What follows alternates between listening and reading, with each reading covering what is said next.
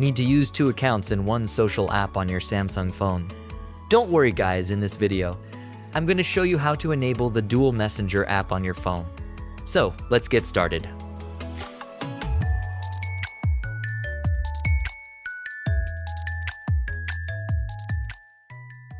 First, open up the settings. Find out the advanced features option, then tap on it. Now, scroll down. After that, tap on the dual messenger option.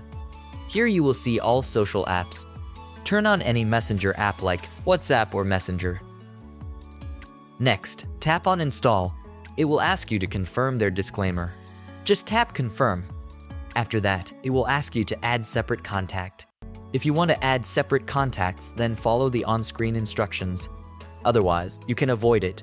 If you have used the dual messenger feature before, then it will not ask for this disclaimer confirmation or separate contact permissions. I have installed these things before, that is the reason I can't show you.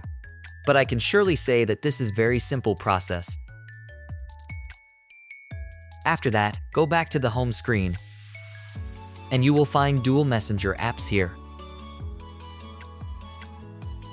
Now, sign in with your other account.